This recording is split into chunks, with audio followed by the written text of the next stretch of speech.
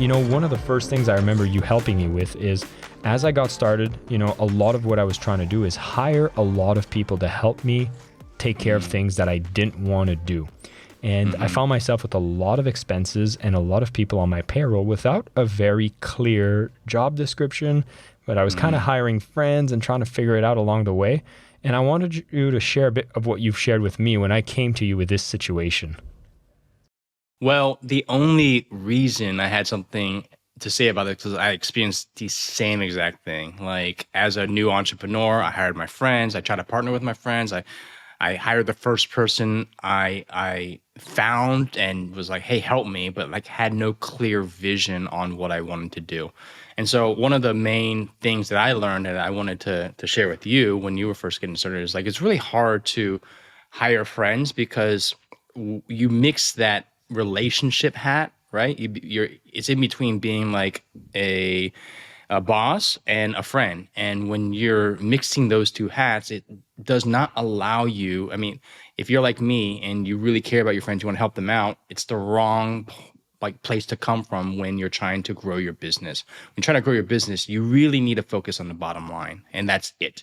Especially when you're brand new. This was the hardest lesson for me to learn. I lost a lot of money because I just hired my friends and wanted to support them when I could barely pay the bills myself. And so that was one of the biggest things was like, all right, number one, try not to hire friends, hire people for the things that actually move the needle in your business. And if you don't know what that is, then you need to learn how to lay out all your tasks and prioritize them. I actually created a lead magnet for this. It's like a task prioritizing template where you just lay it in.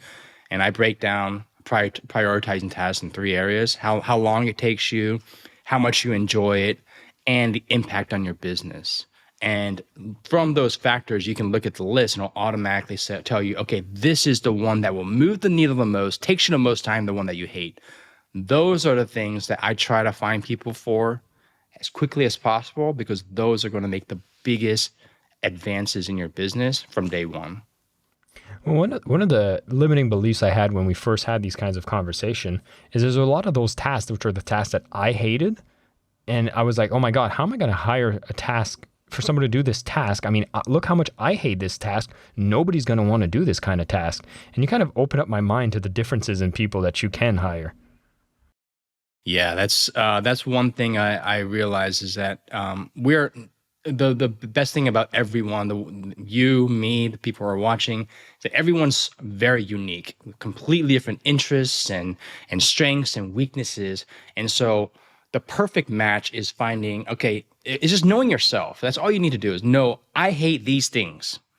But there's someone who's out there who's the complete opposite, who loves these things, right? I'll use my wife as an example. She is so creative. She loves to like look at the details and decorate our house. And I hate that. But someone out there loves doing the things that you hate, right? So all you need to do is change your mindset and being like, all right, whenever I come into a hurdle in my business, I get excited because I go, all right, I know I hate this.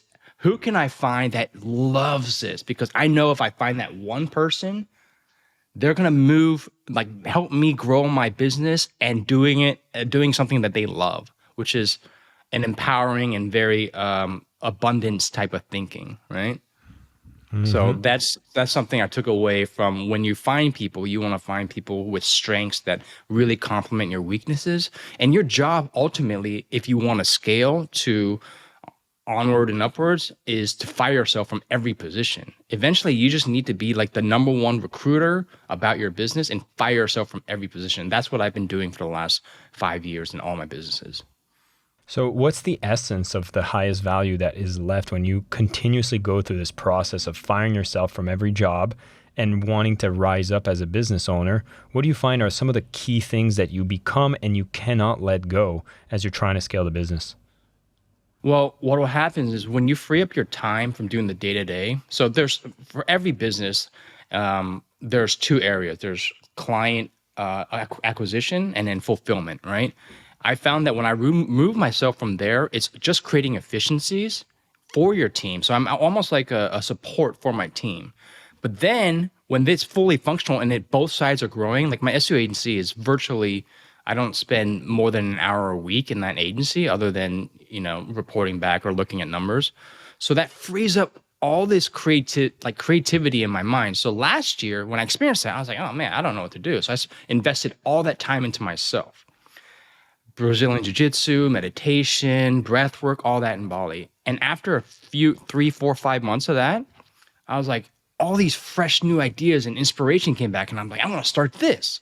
So what it does is you can still grow your business, but you don't have to be the main driver in that business. Once you get it to where it's automating and growing, you can now start other things that aren't reliant on just money. It can be an interest base or a passion. You can pick up hobbies. You can spend more time with your family. And so that's, I think, the essence of why we even start businesses is to spend time. It's freeing up your time to do the things that you really love and you want. So right now, my complete calendar is based on trying to maximize as much time as I can, spending the time doing the things I love.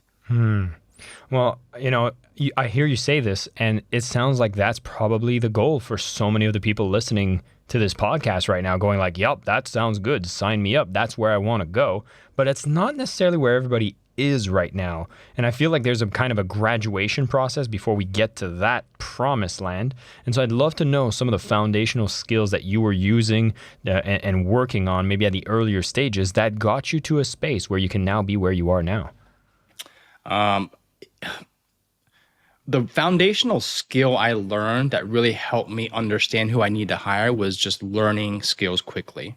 Understanding, okay, I'm really good at marketing and sales.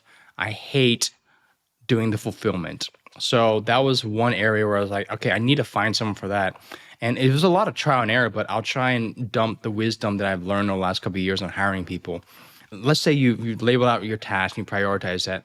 A lot of people, when you're like, okay, I want to hire this one position, you'll interview 2 or 3 people, and then you're like, all right, this sucks. Like finding people to interview, it's just not very fun. It feels like you're not moving your business. So they tend to hire the third after only interviewing 3, 4, maybe 5 people.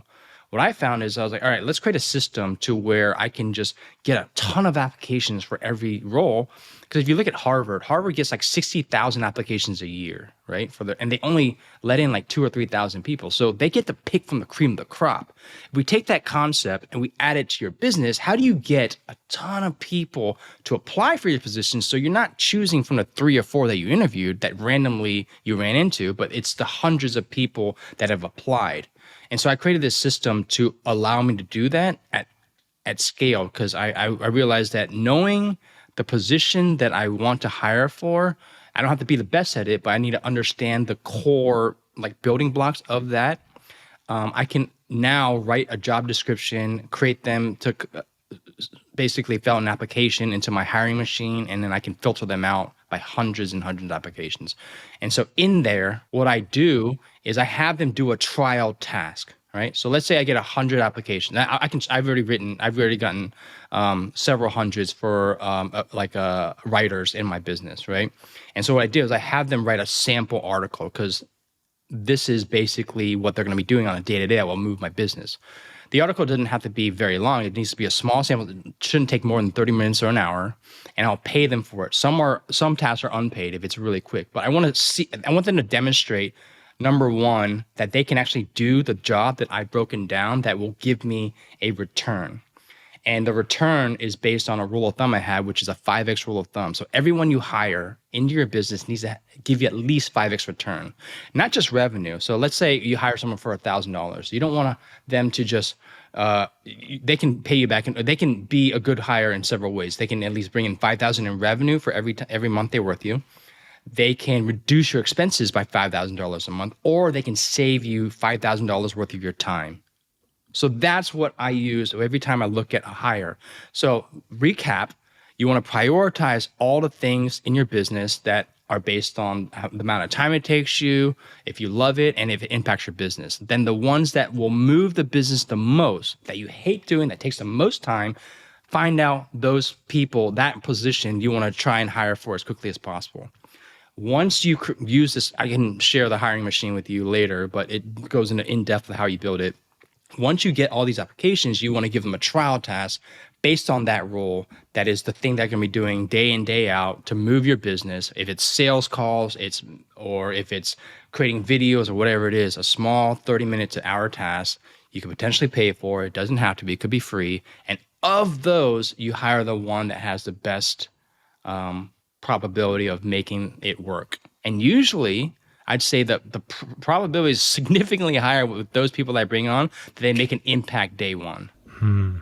You know what I love when I hear you speak about this process is, as a sales guy, I can see that what you've designed is a sales process for your hiring process.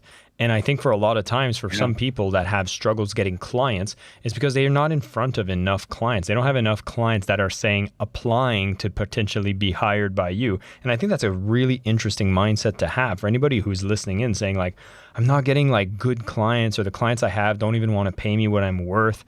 And I think is the same type of mentality that you need to have when it comes to deriving a sales system that brings you the types of people that you want to have as clients as well. And one of the key things I see in your own hiring process is you're very clear on understanding the task that needs to be done and the value that, needs to be delivered. So it's very clear for someone to understand what your offer is. So you're actually creating offers, but it's for hiring people. And I love looking at that from a different perspective, because obviously I'm always looking at a sales lens here. And hiring is one of those things that get often neglected. And the fact that you have that skill set that allowed you to really build that system. And for those of you who are on the Facebook community, we're going to have a couple extra shares. And if you're just listening to the podcast and you haven't joined our Facebook community, we always live stream our interviews. We have some bonus resources and some extra interaction. So you'll definitely want to be there in the community. We'll put a link in the show notes for you guys to join. And so I absolutely love that from you. And this whole mindset you have around taskifying, job description, this is something I really admire from you. And like, how did you nurture that? Was that something you've always had, or like, how do you start breaking down tasks when job descriptions? Did you come out of the womb with this knowledge? Well, I came out of the womb with just laziness. I think it really was, like you put me to do a task and I start doing it. And after a while, I'm like, I don't want to do this. So ever since I was young, I was like, how can I get other people to do this? And what's really, really cool when you're starting out and you're scrappy and you're young, which I love because I miss it, is like that resourcefulness that you learn is by far the most infinitely wisdom nut, like whatever you want to call it, that strength is something that all successful entrepreneurs have. It's just like, how do I make this $1 into 10 or 20? And so one of the biggest examples I have is barter arbitrage, is basically whatever you're doing. Like we talked about, there's other people out there that can do things that are really, really, that you really hate. Same thing. You can do whatever you're doing that you love, other people hate. You can trade that for their skills. And so when I was first beginning, I was trading my photography skills for website and development. So I was like, hey, I'll come and take profile photos of you, insert whatever you want, or make ads and videos for you. In exchange, help me build my website or help me do my copywriting. And as you build more services and provide more value, your packages become more, you can provide, and you have case studies, you can use that and go out and recruit people to your team and at cost of your services. So let's say I'm charging $1,000 for my service, but it costs me $500. You effectively can get someone else's services for 50% discount. So I'm using that as much as possible. And my SEO agency is at like, as every time that I go out and try to recruit an agency to work with me, the first thing I say is, do you need, I like what you said, I do the sales pitch. I'm like, hey, I saw your website's this, let me offer your SEO package and in exchange. And so many people take me up with that deal. So if you're resourceful, you learn it from the very beginning. As you progress and grow your business, the amount of resources that you grow, now you can be even more resourceful than that and make that $1 effectively be 10. Yeah. I love this lazy mindset methodology as well, because I can relate to that as well. And it's actually something that pushes me to hire. And I would say I often overhire, but it allows me to kind of figure things. Instead of paying for time, I pay money for things to be discovered faster, which sometimes might not be the most efficient, but it allows me to move quickly and something that I do enjoy. I was going to ask you about some of the core habits as well, because You're operating your business very, very lean. Like I would say most people are trying to get to a point where they can work particularly on what they love and just be super effective. I just want to know, like, what are some of the key habits that we should be doing, maybe even early in the business, that makes us better at getting to the point where you are now? You gotta track all your numbers. That's the hardest thing. I think when you're first beginning, because you just want sales, but you need to track your numbers. You need to track everything, and the best way to do that, in my opinion, is using software because it's grueling manually and putting stuff into spreadsheets. So I try to keep track of all my traffic. We talked about most businesses. I think this realm is focusing on two areas: client acquisition and fulfillment. Right, trying to get the client, selling them all that, reaching out, and then fulfilling. So let's focus on the client acquisition part because I think that's going to move the needle for most people. You want to focus on several KPIs, is what we call them, but just basically numbers. So how many people are you reaching out on DM? How many people are you emailing? How many people are you setting up calls with each week? And of those, how many are you closing? 99% of the time, the first segment of how many outward cold emails or DMs is way too low. Like you need to get to the point where you're sending, if you're at 0, start with 5. If you're at 5, go to 10. If you're at 10, go to 15. Like just start getting to, that's the habit to build, is just reaching out to your ideal client. Go to the pages of people who are significantly bigger than you in your same niche and look at their comment section. Everyone that's commenting there is like, oh, this is a great tip, or how do you do this? Those are potential interested people that you can engage with, bring them to your DM, start a conversation, set up a call, and if they're a good fit, get them as a client. That's free. That would take an hour of your time a day. An hour, you could send 50 emails. I don't know. But even just 10 a day consistently over 2 months, you'll get better at closing deals. You'll get more deal flow. And based on how many clients you can max out your clients in a couple months. Well, I highly approve of your recommendation. It's something that I reinforce with my students all the time. And it's one of the ones that people struggle the most with. It's like, you try to find anything else to do except what would be the money-making activity. We had a guest on the show. He called it MMA. I was like, oh, we're going for a fight? He's like, no, you're focused on money-making activities.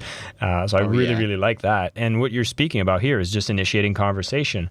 It brings me back again to what you shared around like hiring people, is if you're just picking one out of 3, you're going to get a mediocre result. And if you're dealing, you have one lead that's interested and then you become needy as a salesperson because you're like, oh my God, if I don't close one of these 3 conversations, I'll be dry for the next month. And that just makes you a needy salesperson. You can't come from a place of love when you're so needy. And building the habit of just going out, starting conversations regularly, these are the leading indicators that bring the kinds of results we're looking for. So I'm very glad that you brought that up. Hanson, I know I could talk for quite a while with you. We've went on a few journeys. You talked about some of your skills in photography. Do you find that it's important to have a skill, outside of the marketing space? Or do you find like if you were starting from scratch, we should go straight to marketing as the skill to learn? A lot of people ask me this question on which skill they should learn. I think the skill would be based completely on what you like. Like if I were to do it all over again, I would find a skill where I enjoyed the most that I could work based on my values. So my value is freedom. My number one value is I don't want to have to be somewhere from this time to this time. I want to live wherever I want. Freedom. So I would pick a skill that is in that bucket, and of those skills, the one that I am most interested in, that I'm like, oh, that one seems cool, right? Photography was great, but it did not allow me to. It did not align with my value of freedom. So if I wanted to make money as a photographer, I had to be at the site, right? I had to actually show up, and if it were 8 a.m. or it was dictated by my client, so. Really quickly, I was like, okay, this is not the profession for me. And that's when I went back to the drawing board. I was like, all right, what is the one thing, or what are the many different skills I can create? And of those, what is the one thing that aligns with my value of freedom? And so that's how I started skill stacking all the skills that met my value of freedom, and realized that, like, all right, eventually after a while you skill stack enough and you become a very indispensable person for many people, and a lot of people want to work with you, whether as a partner or become your client. Yeah. Yeah, I find that interesting because, for a lot of us that might struggle with sales, we wish somebody would just come along and want to sell on our behalf, right? But we have to get to a point where we create so much value that if a salesperson would see you and they'd be like, oh my God, I'd want to represent you so much because I see how much value you bring. And then you would naturally find some sort of deal maker that would be ready to close, or, just getting agency, right? Yeah, you need to be at a very elementary level of basic scales of sales, because even if you're not doing the sales, you need to be confident enough to sell yourself, right? And so learning sales is not just for your clients, it's learning to believe in yourself and to be like, these are my strengths and I'm okay with my weaknesses, but this is what I'm going to bring to the table. When you're that's all you basically need to learn in terms of sales. Everything else you can, like you said, find someone like you or someone in your community who loves sales and partner with them or hire them or whatever, work with them. I like that. But yeah. Hanson, this is fantastic. Now, for those of you who are on the Facebook group, stick around. We're going to share some of that task lead magnet that he shared a little earlier, and a couple more freebies. And what I love to close these podcasts with, Hanson, every time, since you are on the Selling with Love podcast, I do need to ask you, what does selling with love mean to you? Selling with love means coming from a place that, like I said, aligns with your values. And it's not, you're not doing it because of the money. You're doing it because it creates it aligns with the mission inside of you. So that's what it means to me. Fantastic. Hanson Cheng, thank you so much for coming on the podcast and sharing some of your wisdom. As I've mentioned, Hanson has been a guardian angel to me, kind of helping me really make sure that I am not going off the rails whenever I'm going out and building my business. I've made my share of mistakes, but luckily I didn't need to get lost for too long, because whenever I did, I would find Hanson giving me some direction. For those of you who have an interest in SEO, you're going to have to check out his tool that he's building. It's going to be around AI-powered SEO. He's definitely someone you're going to want to watch on Instagram. He's sharing tons of contents around business building, marketing, SEO, scaling, and so much more. So those links will be made available in the show notes. And of course, if you come join us in the Facebook community, we got some extra tools that are going to be shared from Hanson and continuing the conversation there. Hanson, once again, thank you so much for your time coming on the show. And for everybody else listening, keep selling with love. Thanks for having me, Jason.